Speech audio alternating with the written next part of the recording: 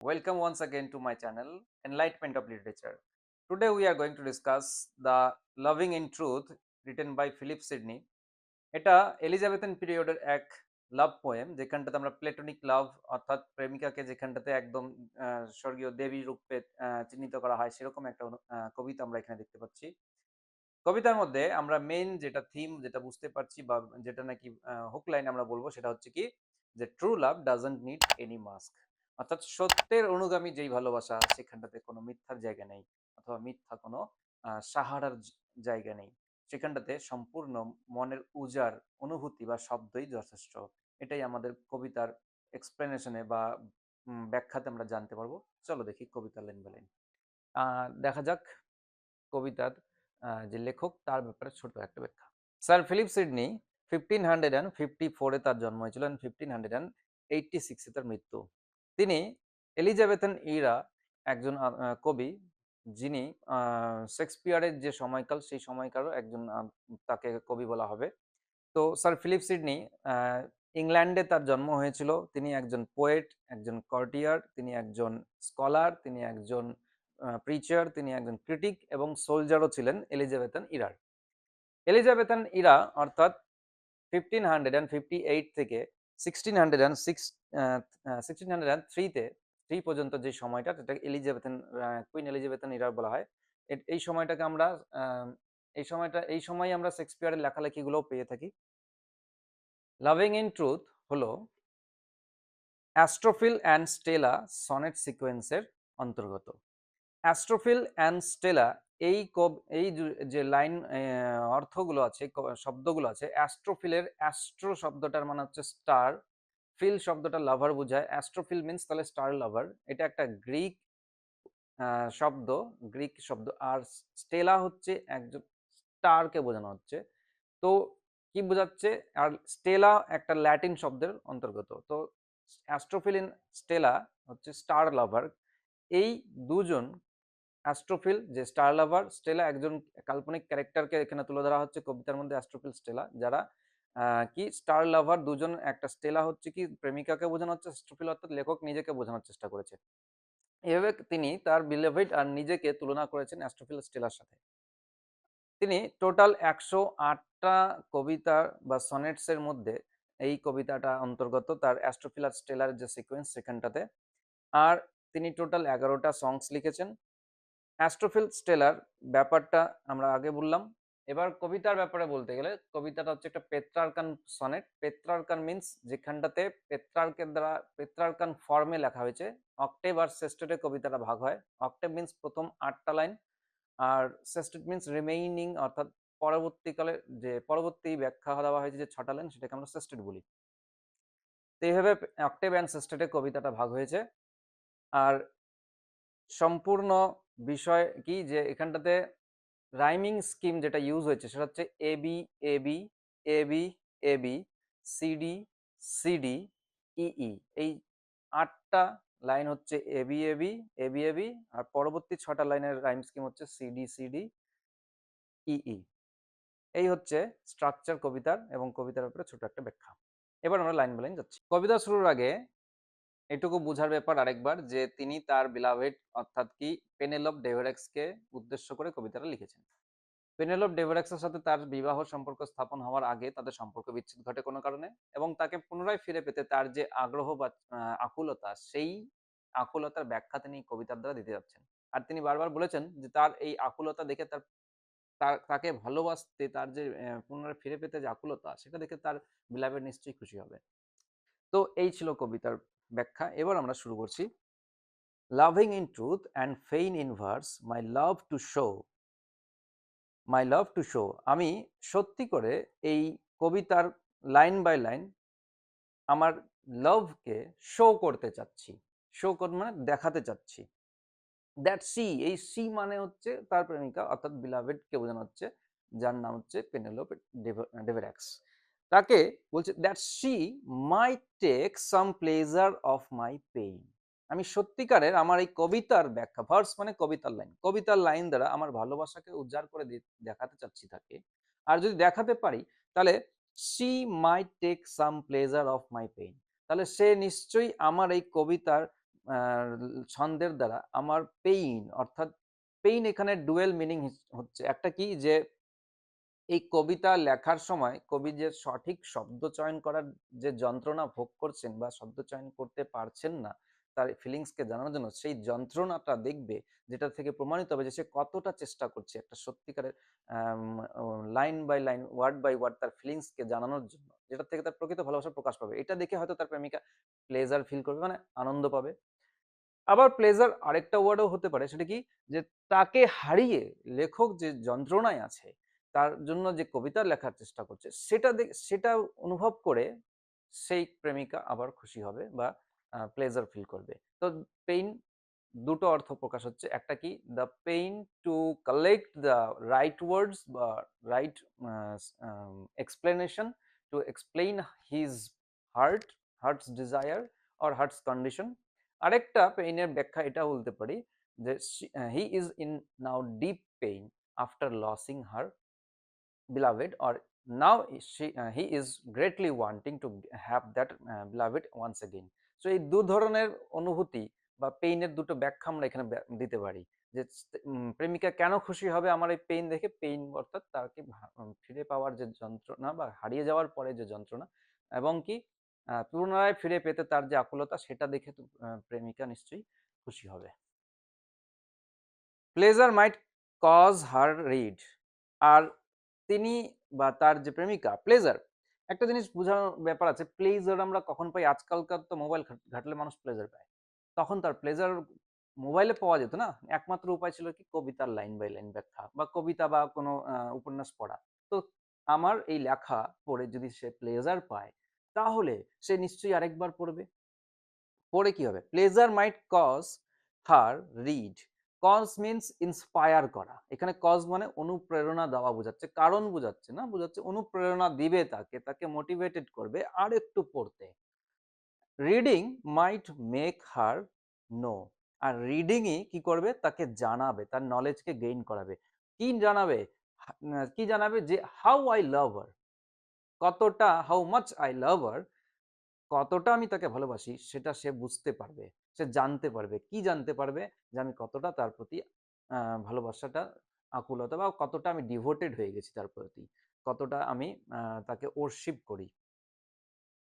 Knowledge might pity win, আর তার এই knowledge জানলে পরে আমাদের মাথায় যেটা আসে সেটা কি? জ্ঞান।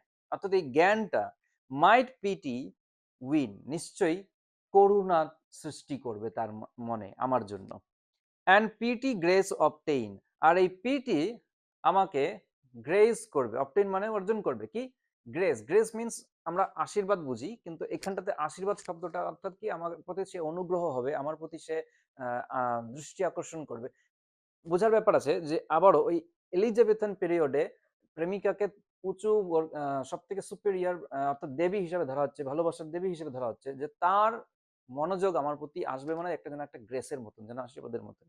তো বলছে আমার এই অবস্থা জানলে তার এই নলেজটা একটা করুণা সৃষ্টি করবে আমার প্রতি। এই করুণা কি করবে? আমার প্রতি গ্রেসটাকে নিয়ে আসবে তার। তারপরে বলছে প্রথম ৪ টা লাইন মানে অক্টেভের ফার্স্ট ৮ টা লাইনের প্রথম ৪ টা লাইন কমপ্লিট। এবার পরে দেখছি। I sought, seek এর সেকেন্ড ফর্ম sought মানে খুঁজা। I sought fit words to paint the blackest face to O. এখানটাতে শর্ট মিন্স খুঁজে নেওয়া বা খোঁজার চেষ্টা করা। আমি খুঁজেছিলাম ফিট ওয়ার্ডস মিন্স পারফেক্ট শব্দগুলো, সেই শব্দগুলো যেন মুক্তোর মতন হবে, যেগুলো পারফেক্টলি তার অনুভূতিকে ব্যাখ্যা দিতে পারবে। কিন্তু সে খোঁজার চেষ্টা করছে সঠিক শব্দ কি, যেটা তার ভিতরের অনুভূতিকে ব্যাখ্যা দিতে পারবে আয়নার মতন করে। Fit words to paint, paint অর্থাৎ কি যেন একটা ছবি আঁকতে পারবে। অর্থাৎ কি ছবি আঁকতে পারবে? The blackest face of woe. Woe means যন্ত্রণা বোঝাচ্ছে। এখানে ব্ল্যাকেস্ট ফেস মানে কি? আমার সব থেকে পেইনফুল কন্ডিশন। তিনি ভালোবাসায় তাকে হারিয়ে যে আকুলতা বা তাকে খুঁজে পেতে যে বিরহ সহ্য করছেন, সেই সব থেকে ব্ল্যাকেস্ট মুহূর্ত, সব থেকে যন্ত্রণাদায়ক মুহূর্ত কে তিনি শো করতে চাচ্ছেন সেই ওয়ার্ডগুলা খুঁজে, যে ওয়ার্ড দ্বারা তিনি ব্যাখ্যা দিতে পারবেন তার ভালোবাসার অবস্থাকে বা মনের অবস্থাকে।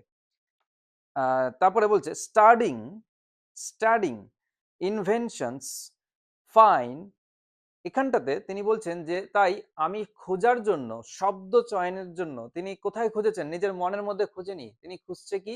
ইনভেনশনকে। ইনভেনশন মানে সৃষ্টি। এখানে সৃষ্টি মানে বোঝাচ্ছে অন্য রাইটারদের লেখা কবিতা বা গল্প বা উপন্যাস, সেখান থেকে তিনি পড়েছেন, খোঁজার চেষ্টা করছেন সেই ওয়ার্ড গুলা, যেগুলা দিয়ে তার প্রেমিকাকে তিনি বোঝাতে পারবেন তার মনের অবস্থা বা একটা ছবি সৃষ্টি করতে পারবেন তার ব্ল্যাকেস্ট অর্থাৎ সবথেকে দুঃখী বা পেইনফুল সিচুয়েশনকে তিনি তুলে ধরতে পারবেন তার সামনে। তাই তিনি বিভিন্ন ইনভেনশন অর্থাৎ বিভিন্ন রকম লেখালেখি বা কবিতাগুলো পড়েছেন। হার উইটস টু এন্টারটেইন, তার উইটসকে, যাতে সে উইটস অর্থাৎ মানসিকতাকে, তার যে মাইন্ডকে, তার মনকে, উইট মানে মন বোঝাচ্ছে, মনকে যাতে সে কি করতে পারে? এন্টারটেইন করতে পারে, মানে ইন্সপায়ার করতে পারে বা স্যাটিসফাই করতে পারে যে তার মনের মধ্যে কি আছে সেটা যাতে সে বোঝাতে পারে। তার জন্য সে অনেক লেখালেখি, অনেক ইনভেনশন খুঁজেছেন, সৃষ্টি খুঁজেছেন, মানে এখানে কলা বা পোয়েট্রিকে বোঝানো হচ্ছে। তারপরে বলছে অফ, এখানে অফ, অফট মিনস অফেন, প্রায় turning others leaves, leaves means pages, অর্থাৎ অন্য রাইটারদের পেজগুলোকে সে প্রায় সময় উল্টেছেন, বারবার করে টার্নিং করেছেন, অর্থাৎ পেজ উল্টে দেখেছেন, অনেক রাইটারদের লেখালেখি পড়েছেন, খুঁজেছেন সেখান থেকে শব্দ যাতে তিনি মনে ব্যাখ্যা দিতে পারেন। To see it thence would flow, দেখে নিতে যে সেই শব্দগুলো যাতে যেখান থেকে সে ব্যাখ্যা দিতে পারবে তার মনের অবস্থাকে, ফ্লো করতে পারবে। Some fresh and fruitful shower আপন মাই সানবার্নড ব্রেইন, তিনি সানবার্ন ব্রেইন মানে কি আগে সেটা বুঝাচ্ছি।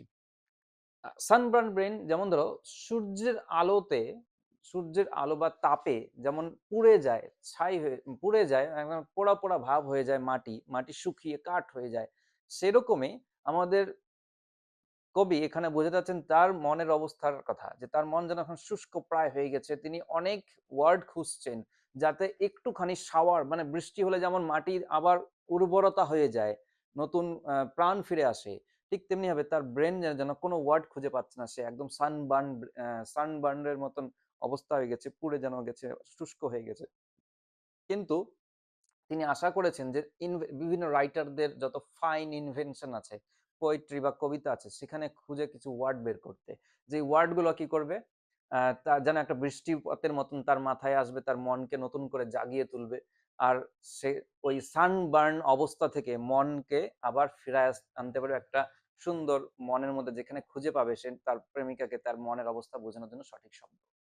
তাহলে সানবার্ন ব্রেন মিন্স তুলনা করা হচ্ছে সেই মাটির সাথে, সেই ভূমির সাথে যেখানটাতে সূর্যের তাপে তপ্ত ভূমি, যেখানটাতে মরুভূমিতে যেমন হয় ফেটে যাওয়া একদম মাটি, যেটা সূর্যের তাপের জন্য ফেটে গেছে, শুষ্ক হয়ে গেছে, ফার্টিলাইজ নষ্ট হয়ে গেছে ওখানকার, সেটা ইনফার্টাইল হয়ে গেছে। তো সেরকম একটা ইনফার্টাইল তার ব্রেন মনে হচ্ছে, যেখানে কোনো রকম নতুন কিছু সৃষ্টি হওয়ার মতন উপায় নাই। তাই তিনি নতুন করে ওয়ার্ড খুঁজছেন, বিভিন্ন ইনভেনশন খুঁজছেন, যাতে তার একটা বৃষ্টিপাতের মতন যেমন করে পুনরায় প্রাণ ফিরে পায় সেই মাটি, তার যাতে তার মনও প্রাণ ফিরে পায় নতুন ওয়ার্ডের দ্বারা। বাট ওয়ার্ডস কাম হল্টিং, তিনি আগের ৮টা লাইনে অক্টেভে যেটা বলেছেন যে তিনি খুঁজেছেন, অনেক পেজের উপরে পেজ খুঁজেছেন তার মনের অবস্থা বোঝানোর জন্য, কিন্তু এই সিস্টারের ফার্স্ট লাইনে বলছে তিনি, কিন্তু যেই ওয়ার্ড গুলা খুঁজে পেলাম সেগুলো হল্টিং, অর্থাৎ ওয়ার্ড পাচ্ছে কিন্তু ইমোশন পাচ্ছে না সেখানটাতে, সেখানটাতে নিজের অনুভূতির সাথে রিলেট করতে পারছে না, সেই নিজস্ব একটা অনুভূতি আসছে না সেখানে।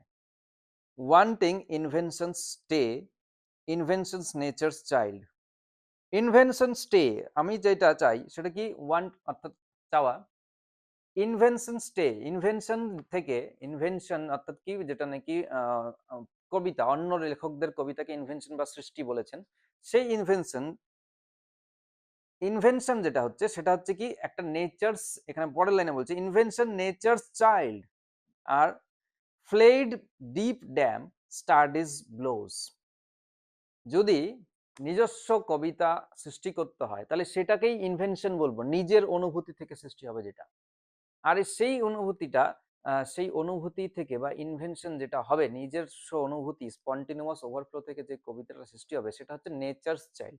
আচ্ছা, নেচারস চাইল্ড মানে কি? প্রকৃতির যে সন্তান, অর্থাৎ যার মধ্যে কোনো খুঁত নেই, যার মধ্যে মাস্ক নেই, রিয়ালিটি আছে, প্রকৃত আছে সে। লেখক বলছেন যে তার অনুভূতি থেকে সৃষ্টি কবিতা বা ইনভেনশন হচ্ছে নেচারস চাইল্ড, অর্থাৎ অরিজিনাল। নেচারস চাইল্ড মানে আমরা এটা বলতে পারি অরিজিনাল কবিতা বা তার মনের অনুভূতি থেকে সৃষ্ট একটা ইনভেনশন। আরেক জায়গায় বলছেন কমা দিয়ে যে fled step dame studies blow. আর ফ্লেড মানে পালিয়ে যায় বা চলে যায়, ছেড়ে চলে যায়। কি? Deep dame studies blow. Deep dame, step dame আছে। স্টেপ মিনস সৎ, আর ড্যাম মিনস মাদারকে বোঝানো হচ্ছে, অর্থাৎ কি স্টেপ মাদার। আর স্টাডিজ ব্লো মিনস তাদের কে অনুকরণ করা, অর্থাৎ কি আমি যে একটা রিয়েল মাদার যেমন হয় না, নেচারস চাইল্ড মানে এখানে প্রকৃত মায়ের সন্তান বোঝাচ্ছে, অর্থাৎ তার ইনভেনশনকে। আর স্টেপ ড্যাম মানে স্টেপ মাদারের যে স্টাডি, অর্থাৎ কি অন্যকে অনুসরণ করে, অন্যকে ফলো করলে যেটা আমাদের সৃষ্টি হবে বা আমরা যেই অনুভূতিটা আসছে, যে কবিতাটা আসছে, সেটা যেন নিজের না, স্টেপ মাদারের মতন করে যেন একটা আঘাত পাচ্ছে সে একটা কবিতার নতুন, নিজের থেকে সৃষ্টি হচ্ছে না সেটা। And others' feet still seemed but strangers in my way. Others feet means অন্যের, ফিট মিন্স কি? ফিট মিন্স পা, পদচিহ্ন বা পায়ের যে ছাপ সেটা বোঝাচ্ছে। অর্থাৎ তিনি যে নিজে এখন যে কবিতাটা সৃষ্টি না করে যদি অন্য কারো মানে স্টেপ ড্যাম্প ব্লো, অর্থাৎ কি যেন অন্য কারো সৃষ্টি কবিতা থেকে যদি তার কবিতা সৃষ্টি হয়, তাহলে সেটা যেন কি মনে হচ্ছে, যেন একটা অচেনা মনে হচ্ছে, তার স্যাটিসফাই হচ্ছে না সেখানটাতে, যেটা আমার থেকে সৃষ্টি হয়নি, আমার অনুভূতি থেকে সৃষ্টি হয়নি, এটা ফলো করা হয়েছে কাউকে নিয়ে। অন্যর একটা অচেনা ব্যক্তি বা অন্য কোনো রাইটারের ছবি বা চিহ্ন যেন সেখানে পাচ্ছে, ফিট অর্থাৎ পদচিহ্ন যেন পাচ্ছে তার লেখালেখির মধ্যে। তাই তিনি বলছেন যে others fit still seemed but strangers in my way. আমার এই রাস্তায় বা আমার এই লেখার যে ইনভেনশনটা যে হবে, যদি আমি স্টেপ ড্যাম স্টাডি ব্লোতে যদি আমি লিখি, যদি স্টেপ ড্যাম স্টাডি ব্লো মানে যে অন্যকে অনুকরণ করে যদি আমি লিখি, তাহলে সেই আঘাতে তাদের থেকে শিখা যে অনুভূতিতে আমি লিখলে পরে, তাহলে সেটা যেন একটা অচেনা ব্যক্তির পদচিহ্ন তখনও থেকে যাচ্ছে। তিনি বলতে চাচ্ছেন তিনি স্যাটিসফাই না সেভাবে লিখে। তো তিনি খুঁজে পাচ্ছেন না সঠিক ওয়ার্ড। যদি অন্য কোনো কবিতা বা ইনভেনশন থেকে খুঁজে পেন, তাহলে তো এটা তুলনা করে বলছেন যে না, স্টেপ মাদারের মতন সেটা আমার নিজের হবে না। সে তার আঘাত থেকে সৃষ্টি হলে সেখানে একটা অচেনা অচেনা ভাব থেকেই যাচ্ছে, নিজস্ব অনুভূতি থাকছে না। তারপরে বলছে thus thus great with child to speak and helpless in my throes. এখানটাতে great with child to speak, একটা বাচ্চা সঙ্গে একটা সিম্বলিক্যালি ওয়ার্ড বা মেটাফরিক্যাল ওয়ার্ড এখানে মানে লাইনকে তুলে ধরার চেষ্টা করছে। একটা বাচ্চা যে নাকি কথা বলতে শিখে নাই, স্পিক করতে শিখে নাই, যার মধ্যে lack of word or vocabulary আছে, যার মধ্যে শব্দ ভান্ডার কম আছে, সে যেমন যেমন একটা যেন কি অনেক কিছু বলতে চাচ্ছে কিন্তু বলতে পারছে না। একটা বাচ্চা যে ছোট থেকে, ছোটর মধ্যে বাচ্চাদের মনে অনেক রকমের কথা আসে, অনেক রকমের ইমাজিনেশন আছে, সেগুলো সে এক্সপ্লেইন করতে পারছে না মুখের কারণ তার মধ্যে নাই শব্দের ভান্ডার। তার মধ্যে ল্যাক অফ ওয়ার্ডের কারণে সে যেভাবে সাফারিং করে, সে বলতে চায় কিন্তু এক্সপ্লেইন করতে পারছে না। সে নিজের অবস্থাকে ওরকম করে তুলনা করেছেন যে আমি চাচ্ছি কিন্তু একটা বাচ্চার মতন করে কিছু বলতে পারছি না, কারণ আমার মধ্যে সেই শব্দ বা শব্দ চয়ন খুঁজে পাচ্ছে না যেখান থেকে তার ব্ল্যাকেস্ট ফোকে ব্যাখ্যা দিতে পারবে। তারপরে আরেকটা উদাহরণ দিয়েছে তিনি বলছেন and the helpless in my throes. Helpless মানে অসহায়, আর থ্রোস শব্দটার মিন্স হচ্ছে লেবার পেইন বা এক্সট্রিম পেইন, প্রচন্ড যন্ত্রণা। বা লেবার পেইন মিন্স একটা প্রেগনেন্ট মহিলা যখন তার ডেলিভারি বাচ্চা দিতে যাচ্ছে, সে দিতে পারছে না, বাচ্চাটা ডেলিভার করতে পারছে না, কিন্তু সেই মুহূর্তে সে যেরকম পেইন বা এক্সট্রিম যন্ত্রণা ফিল করে, একটা মা যখন যন্ত্রণা ফিল করে বাচ্চাটা ডেলিভারি করতে পারছে না বা সে যে যন্ত্রণা হচ্ছে সেই মুহূর্তের যন্ত্রণাকে তিনি বলছেন যেন ডেলিভার হতে পারছে না, বাচ্চাটা বেরোচ্ছে না, কিন্তু মা চাচ্ছে তাকে বের করতে। সেরকমই যেন কবির হালত, তিনি চাচ্ছেন তার ওয়ার্ড গুলো দিয়ে তার মনের এই ডিপ ফিলিংস কে ব্যাখ্যা দিতে, but he is totally unable to explain how to explain by the words or the perfect fit words. তাই তিনি এই অনুকরণ করে তিনি বলছেন একটা মা যেভাবে লেবার পেইন ফিল করছে, তার বাচ্চা জন্ম দিতে চাচ্ছে কিন্তু হচ্ছে না, সেই পরিস্থিতির সঙ্গে নিজের এই মানসিক অবস্থাকে তুলনা করেছেন তিনি। তারপরে বলছে বাইটিং মাই ট্রন্ট পেন। ট্রন্ট মিনস ডিসওবেডিয়েন্স, অর্থাৎ যে মেনে মানে লেখকের কথা মানছে না। লেখক চাচ্ছে ওই পেন দিয়ে লিখতে কিন্তু লিখতে পারছে না। তো আমি কি করছি, আমার এই পেনটাকে কামড়ে ধরছি। উম যে পেন আমার মনের কথাটাকে লিখতে পারছে না, অনুভব করতে ব্যাখ্যা দিতে পারছে না অনুভূতিটাকে। তো তাকে কামড়ে beating myself for spite. Beating means নিজেকে আঘাত করছি জানো। মাইসেলফ মানে নিজেকে, আর স্পাইট মিনস অ্যাঙ্গার, অর্থাৎ রেগে গিয়ে আমি নিজেকেই যেন আঘাত করছি, আমি লিখতে পারছি না, পেনটা কামড়ে ধরছি। এরকম যখন মানসিক যন্ত্রণায় সে ভুগছে, ঠিক সেই সময় ফুল, বোকা, সেইড মাই মিউজ। মিউস মনে রাখতে হবে যে one of the 9 Greek goddess. যারা গডেসটা কিসের, তারা গডেস, তারা হচ্ছে পোয়েট্রি অ্যান্ড মিউজিকের গডেস। গডেস মিন্স দেবী। গ্রিক মাইথোলজিক্যাল গডদের মধ্যে 9 জন দেবীর মধ্যে যারা মিউজিক আর আর্টের বা পোয়েট্রির যারা দেবী ছিল, তাদের মধ্যে একজন হচ্ছে মিউজ। এই মিউজ বলছে আমার মিউজ আমাকে তখনই, অর্থাৎ কবিতার যিনি দেবী, তিনি আমার সামনে এসে আমাকে বলল বোকা, বা তার মনের মধ্যে তাকে ইশারা বা একটা মেসেজ দিল যে বোকা, লুক ইন দাই হার্ট অ্যান্ড রাইট। তুই নিজের, দাই মানে ইয়োর হার্ট, অর্থাৎ তোমার নিজের হৃদয়ে খোঁজো এবং তারপরে লেখো। এইভাবেই তিনি বলতে চাচ্ছেন যে আমি কোথায় খুঁজছিলাম, পুরো যেন এক অসংখ্য বই ঘাটছে, অসংখ্য ইনভেনশন, অসংখ্য কবিতাটা তিনি ঘাটছে, কিন্তু আলটিমেটলি গিয়ে তিনি কোনো যা পাচ্ছিল সেই লেখার মধ্যে সে স্যাটিসফাই ছিল না। সে সেগুলোকে মনে হচ্ছিল যেন এক অচেনা ব্যক্তির পদচিহ্ন সেইখানে থেকেই যাচ্ছে, যেহেতু সে অনুকরণ করছিল। তারপরে সেই লেখাগুলোকে তিনি বলেছেন কি যেন একটা কি যেটা সৃষ্টি হবে সেটা যেন একটা স্টেপ মাদারের মতন তার আচরণ, যেটা সে যখন তখন সে চিরতরে থাকবে না, সে কি ছেড়ে চলে যায়, যেভাবে স্টেপ মাদার তার ভালোবাসা থেকে দূরে রাখে, ঠিক সেভাবেই তার এই কবিতাগুলো মনে হচ্ছিল যে পিওর না, নিজস্ব মনে হচ্ছিল না। এভাবে তিনি একটা সিম্বলিক্যালি ওয়ার্ড ওইখানে ইউজ করেছিলেন। আর তারপরে তিনি আরো উদাহরণ দিয়েছিলেন যে তার এই পরিস্থিতিটাকে তিনি ২ রকম উদাহরণ বা সিম্বলিক্যালি ব্যাখ্যা দিয়েছেন। সেটা কি? একটা কি এমন ছোট একটা বাচ্চা যার মধ্যে অসংখ্য অনুভূতি আছে, যেগুলা সে ব্যাখ্যা দিতে যাচ্ছে, বলতে যাচ্ছে, কথা বলতে যাচ্ছে, কিন্তু ল্যাক অফ ওয়ার্ডস এর জন্য সে বলতে পারছে না। সাথে, সাথে তার এই মানসিক মেন্টালিটি বা মেন্টাল কন্ডিশনকে তিনি একটা পেইনফুল মাদার, যে ডেলিভারি সময় বা প্রসব করার সময় তার বাচ্চা সে চাচ্ছে প্রসব করতে কিন্তু প্রসব হচ্ছে না, সেই মুহূর্তের সঙ্গে তুলনা করেছেন। তো এভাবে তার মানসিক কন্ডিশনকে বা তুলে ধরতে চাচ্ছেন তার প্রেমিকার কাছে যে কতটা সে আকুল তার এই কবিতাটা লিখতে, সঠিক চয়ন করতে ওয়ার্ড। কিসের জন্য?